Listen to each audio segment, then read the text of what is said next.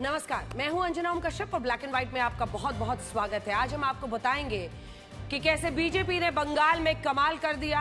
जहां की राजनीति में दीदी का दबदबा था, लेकिन आज वहां भगवा लहर चल रही है। जिस बीजेपी को बंगाल में अपना खाता खोलने के लिए 36 साल लग गए, वो खाता खोलने के बाद अगले 10 सालों में 200 के पार पहुंच गई। ये कोई तुक्का नहीं, बल्कि अमित शाह की वो बिसात थी जिसने ममता बनर्जी के अभेद्य किले की ईंट से ईंट बजा दी। बीजेपी ने सबसे पहले वार किया ममता के सबसे बड़े आर्थिक तंत्र यानी सिंडिकेट पर। इसमें सबसे बड़ा खेल था कैटल स्मगलिंग का। गायें सीमा पर बांग्लादेश भेजी जा रही थी। बीजेपी ने न केवल केंद्रीय एजेंसियों का इस्तेमाल करके इन बड़े तस्करों को सलाखों के पीछे पहुंचाया, बल्कि एक बड़ा मास्टर स्ट्रोक खेलते हुए बीएसएफ के अधिकार क्षेत्र को 15 किलोमीटर से बढ़ाकर 50 किलोमीटर कर दिया। इसी सिंडिकेट को तोड़कर बीजेपी ने हिंदू वोटों को एकजुट किया। योगी आदित्यनाथ ने ना गौ माता को कटने देंगे, ना हिंदुओं को बंटने देंगे का नारा दिया। बीजेपी ने साफ कर दिया कि उन्हें मुस्लिम तुष्टीकरण की राजनीति नहीं चाहिए, उन्हें सिर्फ हिंदू वोटों का साथ चाहिए। ममता बनर्जी ने जिस मथुआ समुदाय को अपना वोट बैंक माना था, बीजेपी ने उसी की नब्ज पकड़ ली। गृह मंत्री अमित शाह ने सीएए का दांव खेल दिया। मथुआ समुदाय को नागरिकता देकर इस समुदाय को अपने पाले में ही कर लिया।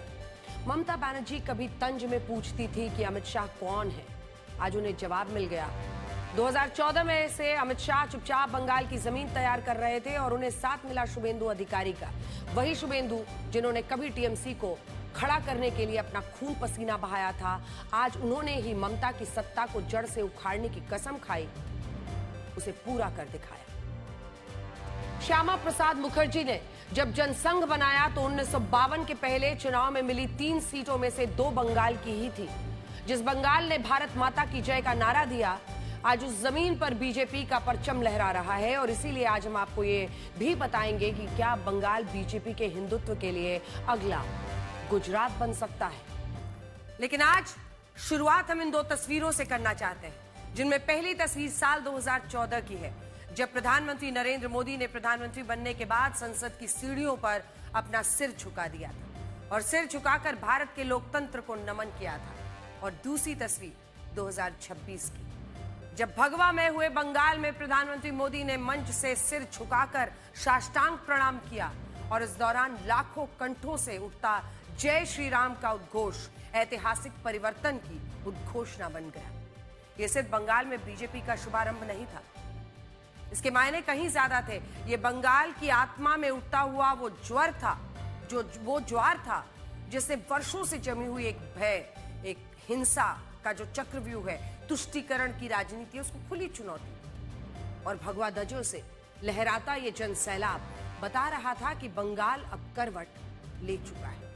शुभेंदु अधिकारी का राज तिलक सिर्फ बंगाल में बीजेपी का उदय नहीं दिखा रहा, बल्कि ये प्रधानमंत्री नरेंद्र मोदी के उस विश्वास का भी प्रतीक है जो बंगाल को फिर से राष्ट्रीय चेतना के केंद्र में देखना चाहता है और जो बंगाल में मानो हर गली, हर नुक्कड़, हर चौराहे पर एक युग की दस्तक लेकर आया है। ये तस्वीरें इस बात की गवाह है कि बीजेपी के शक्ति प्रदर्शन में जिस तरह बंगाल भगवा में हुआ, हर चेहरा उत्साह से भरा दिखा, हर नारा परिवर्तन की गूंज बना, उसमें बंगाल की राजनीति एक नया आकार लेती हुई नजर आई। ऐसा आकार जिसमें बंगाल को बीजेपी मुस्लिम तुष्टीकरण से निकालकर हिंदुत्व की नई भूमि तैयार करना चाहती है, जिसका सपना कभी श्यामा प्रसाद मुखर्जी ने देखा था। देखिए के साथ स्वागत कीजिए माननीय प्रधानमंत्री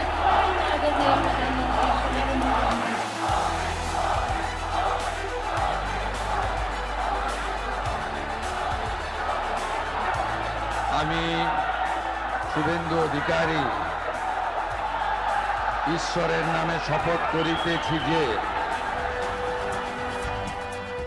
पहली बार बंगाल में बीजेपी की सरकार बनी है। पहली बार बंगाल में बीजेपी का पहला सीएम बना है। पहली बार शुभेंदु अधिकारी मुख्यमंत्री बने हैं। ভারতের সংবিধানের প্রতি আমি অকৃত্রিম নিষ্ঠা ও আনুগত্য পোষণ করিব।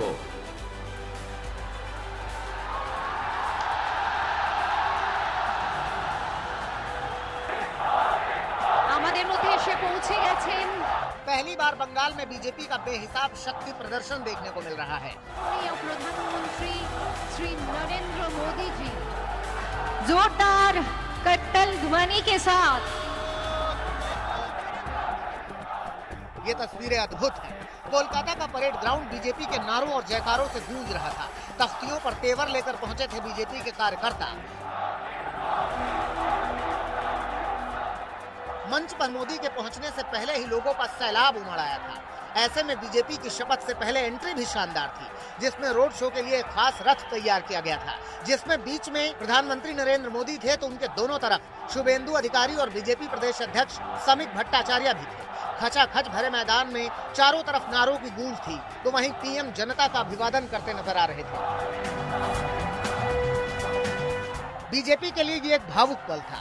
जिस सपने को श्यामा प्रसाद मुखर्जी ने देखा था, वो सपना पूरे होते देख पीएम मोदी भी गौरवान्वित महसूस कर रहे थे। यही वजह है कि वो मंच पर आगे आए और घुटनों के बल साष्टांग होकर जनता का हाथ जोड़कर अभिवादन किया। इस मंच से यह भी संदेश देने की कोशिश की गई कि पश्चिम बंगाल का विकास बीजेपी बांग्ला अस्मिता को ध्यान में रखकर करेगी। मंच पर महाकाली, दक्षिणेश्वर मंदिर और टैगोर की तस्वीरें इस बात की गवाह थी। कार्यक्रम में सबसे पहले मोदी ने मंच पर रविंद्रनाथ टैगोर को उनकी जयंती पर श्रद्धांजलि दी। वहीं कार्यक्रम के बाद शुभेंदु अधिकारी सीधे जोरा सांको ठाकुरबाड़ी पहुंचे, जो कि रविंद्रनाथ टैगोर का घर है। शपथ के लिए बीजेपी ने रविंद्रनाथ टैगोर की जयंती के दिन को चुना, ताकि बंगाल की जनता को सीधा संदेश दिया जा सके।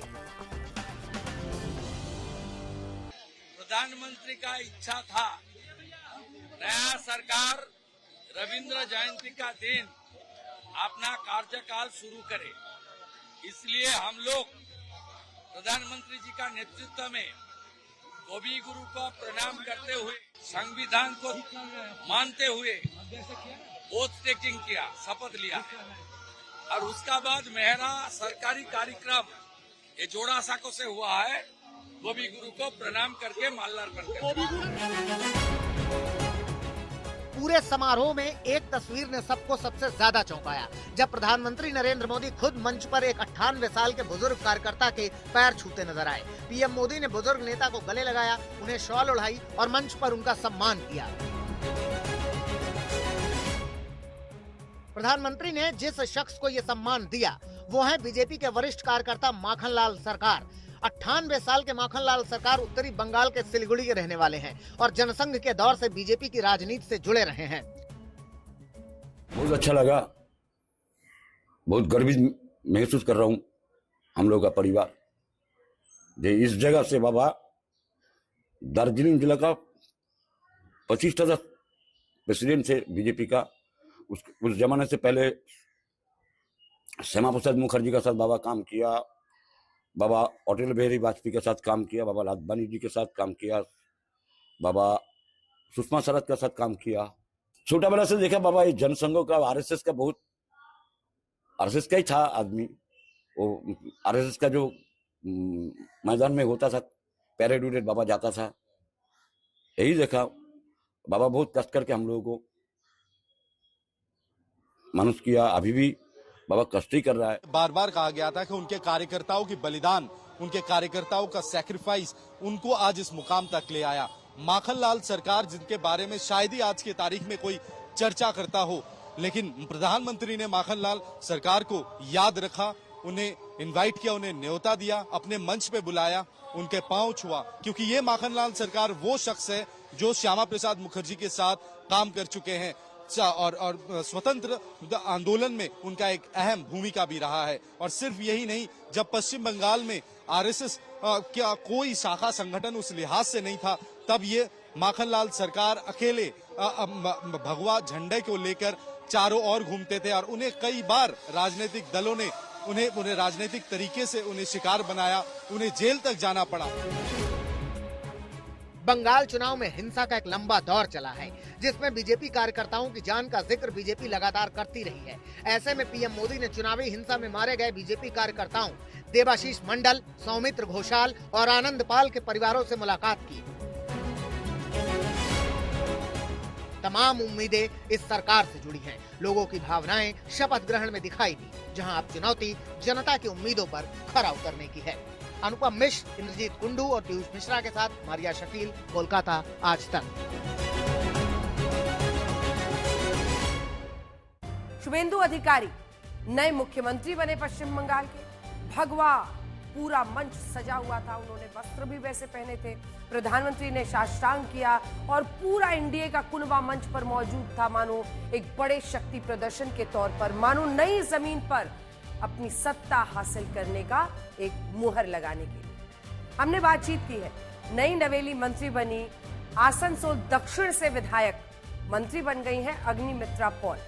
देखिए, बीजेपी की फायर ब्रांड लीडर और 2 बार की एमएलए आसनसोल दक्षिण से अग्निमित्रा पॉल जी हमारे साथ जुड़ रही हैं। पहले तो आप मैम, आपको बहुत बहुत बधाई। बहुत सारा इस बार भी खबरें आई कि किस तरह से भिड़ंत की स्थिति टीएमसी बीजेपी के बीच में थी आप लोगों के लिए इस चुनाव में, और लंबे वक्त से आप बीजेपी के साथ टिकी हुई हैं। एक तो बीजेपी का कार्यकर्ता होकर पश्चिम बंगाल में लड़ना कितना बड़ा चैलेंज था आपके लिए, जिन मुश्किलों का आपने सामना किया वो बताइए, और इस जीत का अर्थ क्या है? इस जीत का अर्थ क्या है आपके लिए पश्चिम बंगाल में? देखिए, पहले तो इलेक्शन लड़ना बहुत बहुत बंगाल में मुश्किल की बात है, और इलेक्शन में तो ठीक है, इलेक्शन कमीशन रहता है। इस बार तो इस बार का इलेक्शन जैसा हम लोग कभी देखे नहीं है, लेकिन बंगाल में भाजपा को काम करना इतना साल बहुत मुश्किल की बात है। विधानसभा का अंदर आप विधायक हो, आपका माइक बंद कर दिया जाता है। अपना असेंबली में जब जाएंगे, असेंबली में जा रहे, डोर टू डोर कर रहे, तब टीएमसी का कैडर आके आपको अपमान करेंगे, हैकल करेंगे, और मेरे साथ ये बहुत बार हुआ है। काम करने एमएलए फंड से जो पैसा हम लोग को मिलता है, जो हमारा अधिकार है, उसमें डिले किया जाता है। तो ऐसा बहुत सारा, इसके ऊपर तो जैसे हम तो डिजाइनर होके हम आए हैं, और मेरे नाम में मर्डर केस है, मेरे नाम में आर्म्स केस है।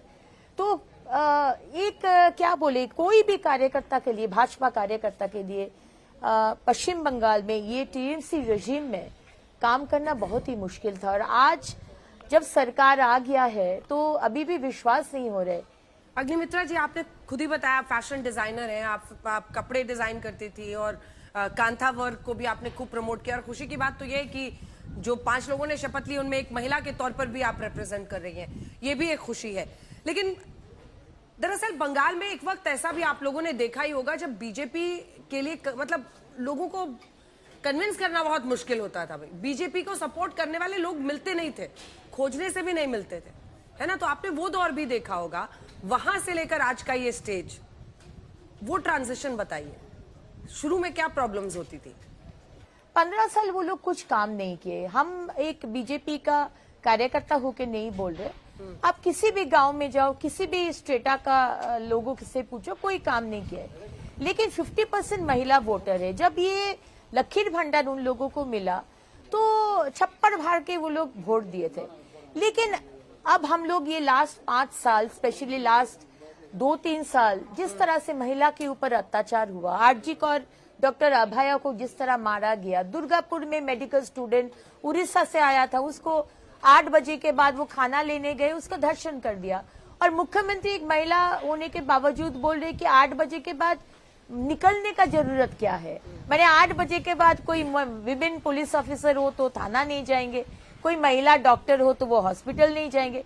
ये सब देख के ना, महिला जो 50% वोटर, और जो हमारे मातृतांत्रिक समाज है बंगाल, माँ दुर्गा माँ काली का देश है, जो महिला का सम्मान करते हैं, वो लोग भी आज टीएमसी के विरुद्ध में हो गया है। पीएम ने आज कुछ बोला नहीं? माननीय प्रधानमंत्री जी बोले हैं कि पूरा एकदम बहुत काम है, मन लगाकर काम कीजिए। प्रधानमंत्री जी यही बोले सबको। ये विजुअल एक बार दिखाते हैं, और मेरा आखिरी प्रश्न यही है। मंच था और भगवा रंग हावी दिख रहा था वहां पर, प्रधानमंत्री नरेंद्र मोदी ने साष्टांग किया वहां पर लोगों के लिए। हम लोग तो तस्वीरें दूर से देख रहे थे, बट आप वहां पर मौजूद थी शपथ लेने के लिए। ये तस्वीरें आप कैसे बताएंगे हमारे दर्शकों को? एक हमारे प्रधानमंत्री, एक भारत के प्रधानमंत्री, यशस्वी प्रधानमंत्री, जो पूरा साष्टांग होकर प्रणाम किए बंगाल के जनता को ये मैंडेट देने के लिए और एक मुख्यमंत्री, एक्स मुख्यमंत्री ममता बनर्जी को हम लोग देखे हैं जो कुछ काम नहीं किए, सिर्फ लोगों का अनड्यू एडवांटेज लिए और बोले कि वो माँ शारदा है, माँ शारदा हमारे भगवान है, और बोले वो माँ शारदा है। तो एक कंपैरिजन की अकाउंटेबिलिटी, आंसरेबल, ये भाजपा सरकार है हर टाइम लोगों के लिए। इसीलिए आज 21 राज्य में, 21 राज्य में हमारा सरकार चल रहा है। हम लोग सेवा करने के लिए आए हैं, बंगाल के सेवा करने के लिए आए हैं, शासन नहीं। ठीक है। अरे ममता बनर्जी तो लेकिन मान नहीं रही हैं। वो एक तो उन्होंने पहले भी इस्तीफा के लिए कह दिया कि मैं क्यों जाऊं, मैं हारी नहीं हूं। दूसरा वो कह रही हैं कि चुनाव आयोग की वजह से आप लोग जीते हैं। तीसरा वो कह रहे हैं कि सारी राजनीतिक पार्टियों को अब अपना विरोध छोड़कर लेफ्ट को भी आमंत्रण दे रही हैं, लेफ्ट को भी आमंत्रण दे रही हैं, कांग्रेस को दे रही हैं, सभी पार्टियों को दे रही हैं एकजुट होने के लिए। देखिए, इंडिया अलायंस में तो अपने आप में यूनिटी नहीं है। आज इलेक्शन के बाद कांग्रेस के राहुल गांधी ने बोला कि आज ममता बनर्जी के लिए बीजेपी का ये एंट्री हो गया। एक दूसरे जन का दोष देते हैं। दिल्ली में जाके फिश फ्राई खाते हैं और इधर आके कुश्ती करते हैं। ममता बनर्जी जिस रिस्पेक्ट, श्रद्धा, भरोसा 2011 में मिला, वो अगर भरोसा और श्रद्धा अगर रखते ना तो आज ये दिन देखना नहीं पड़ता। आज विभ्रांत करने का राजनीति जो ममता बनर्जी ने किया है ना, उसके लिए आज ये अवस्था हुआ है। अग्निमित्रा पॉल जी, आप आज तक पर आए, आपका बहुत धन्यवाद, आपको बहुत बधाई फिर से। आज हम आपको कटुता की वो कहानी भी बताना चाहते हैं जिसने शुभेंदु अधिकारी और ममता बनर्जी के बीच सबसे कट्टर राजनीतिक दुश्मनी की एक नींव रख दी। एक जमाना था जब शुभेंदु अधिकारी ममता बनर्जी के सबसे भरोसेमंद हुआ करते थे। अगर ममता बनर्जी ने लेफ्ट की 34 साल की सत्ता को खत्म किया तो इसके पीछे शुभेंदु अधिकारी का भी खून पसीना था, और उन्होंने ही ममता बनर्जी के लिए सालों तक मेहनत करके सत्ता का एक नया रास्ता तैयार किया था। लेकिन बाद में यही शुभेंदु अधिकारी ममता बनर्जी के खिलाफ दीवार बनकर खड़े हो गए, और जिस सत्ता को कभी उन्होंने अपने खून पसीने से सींचा था, उसे ही उन्होंने उखाड़ फेंकने का काम किया। ये कैसे हुआ और कैसे शुभेंदु अधिकारी ममता बनर्जी के सबसे भरोसेमंद सिपह सालार से सबसे कट्टर राजनीतिक दुश्मन बन गए, आज हम इसकी पूरी कहानी आपको बताएंगे। और ये भी बताएंगे कि राजनीति में परिवारवाद कैसे बाहरी नेताओं से खुद को असुरक्षित मान लेता है। ये पूरी कहानी शुरू होती है साल 1989 में, 1989, जब पश्चिम बंगाल में लेफ्ट सरकार का एक छत्र राज था। स्थिति ये थी कि इंदिरा गांधी और राजीव गांधी भी अपने दौर में लेफ्ट के एक छत्र राज को हिला ही नहीं पाए। तब उसी दौर में शुभेंदु अधिकारी का बंगाल की राजनीति में प्रवेश हुआ और वो कांग्रेस की छात्र परिषद के सदस्य बने। कांग्रेस में शामिल होने का कारण यह था कि शुभेंदु अधिकारी के पिता शिशिर अधिकारी कांग्रेस के एक बड़े नेता थे, एक बड़े प्रभावशाली नेता थे, और यूपीए की सरकार में ग्रामीण विकास राज्य मंत्री भी वो रह चुके हैं। इंदिरा गांधी के दौर में और लेफ्ट के राज में उन्होंने साल 1982 में कांथी दक्षिण सीट से पहला चुनाव जीता था, और वो कांग्रेस के काफी भरोसेमंद थे। हालांकि साल 1998 में जब ममता बनर्जी ने कांग्रेस से अलग होकर अपनी पार्टी बनाई, तब शुभेंदु अधिकारी परिवार जो है, अधिकारी परिवार ही कह लीजिए, टीएमसी में एक साथ शामिल हो गया। इस वक्त तक शुभेंदु अधिकारी एक युवा नेता थे। उनकी पहचान उनके पिता के नाम से ज्यादा होती थी। साल 2001 के विधानसभा चुनाव और साल 2004 के लोकसभा चुनाव में जब शुभेंदु अधिकारी की हार हो गई, तो उन पर कई सवाल भी उठे कि पिता तो बड़े नेता थे, लेकिन बेटा देखो हार रहा है। कहा गया कि उनकी राजनीति में मैजिक नहीं है जो उनके पिता की पॉलिटिक्स में था, लेकिन शुभेंदु अधिकारी ये ताने सहते गए। इसके बाद आया साल 2006 और इस बार शुभेंदु अधिकारी ने अपना तीसरा चुनाव लड़ा और इस बार भी वो 8,500 वोटों से जीत गए। ये जीत भी उन्हें तब मिली जब टीएमसी पूरे पश्चिम बंगाल में सिर्फ 30 सीटें ही जीत पाई थी। यहां से शुभेंदु अधिकारी के इलेक्शन मैनेजमेंट की चर्चा होने लगी। टीएमसी में कई नेता कहने लगे कि शुभेंदु अधिकारी वो चट्टान है जो लेफ्ट के तूफान से भी डगमगाए नहीं। इसके बाद आया साल 2007 और इसने सब कुछ बदल कर रख दिया, और यहीं से शुभेंदु अधिकारी ममता बनर्जी के भरोसेमंद सिपह सालार बन गए। उस साल लेफ्ट सरकार ने नंदीग्राम में केमिकल हब और स्पेशल इकोनॉमिक जोन SEZ बनाने का फैसला किया, जिसके लिए 40,000 किसानों की जमीनों का अधिग्रहण होना था। ये बात ममता बनर्जी को पता चली तो वो नंदीग्राम पहुंच गई और कहा जाता है कि नंदीग्राम की इसी लाल मिट्टी ने ममता बनर्जी को बंगाल की दीदी बना दिया। लेकिन ये बात बहुत कम लोग जानते हैं कि जिस नंदीग्राम ने ममता बनर्जी की एक अलग पहचान गढ़ी, उस नंदीग्राम की लाल मिट्टी पर पूरे आंदोलन की रूपरेखा शुभेंदु अधिकारी ने ही खींची थी। लेफ्ट की सरकार में उन पर यह आरोप भी लगा कि उन्होंने नंदीग्राम में माओवादियों की मदद ली है, लेकिन शुभेंदु अधिकारी ने ममता बनर्जी के इस आंदोलन को सफल बनाने में पूरी ताकत हर तरह से झोंक दी। इसी के बाद ममता बनर्जी ने शुभेंदु अधिकारी पर भरोसा जताना शुरू किया और उन्हें उस पूरे क्षेत्र का पार्टी ऑब्जर्वर बनाया गया, जिनमें पश्चिम मिदनापुर, पुरुलिया, बांकुड़ा, इन सब के आदिवासी इलाकों में लेफ्ट का दबदबा था। सब सौंप दिया गया शुभेंदु को। इसके बाद शुभेंदु अधिकारी का प्रमोशन हुआ। उन्हें ममता बनर्जी ने लोकसभा का चुनाव लड़ाया। साल 2009-2014 में वो तमलुक सीट से टीएमसी के सांसद चुने गए, दिल्ली आ गए। हालांकि टीएमसी पर शुभेंदु अधिकारी की इतनी मजबूत पकड़ थी कि साल 2016 में उन्होंने वापस बंगाल लौटने का फैसला किया। अब 2016 के जिन चुनाव में पहली बार बीजेपी का खाता खुला और वो 3 सीटें जीती, तब शुभेंदु अधिकारी भी नंदीग्राम से चुनाव जीते। इसके बाद ममता बनर्जी ने उन्हें अपनी सरकार में मंत्री बनाया, कई बड़े मंत्रालयों की जिम्मेदारी सौंपी, विधायक बनकर आए थे। इस वक्त तक शुभेंदु अधिकारी को टीएमसी में ममता बनर्जी के बाद नंबर 2 ही माना जाता था और वो कई नेता कहते थे कि ममता बनर्जी के उत्तराधिकारी तो अब शुभेंदु अधिकारी ही है।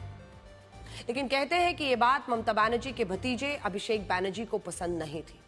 वो टीएमसी पर शुभेंदु अधिकारी की मजबूत पकड़ को सही नहीं मानते थे और इसी के बाद शुभेंदु अधिकारी की अनदेखी होने लगी।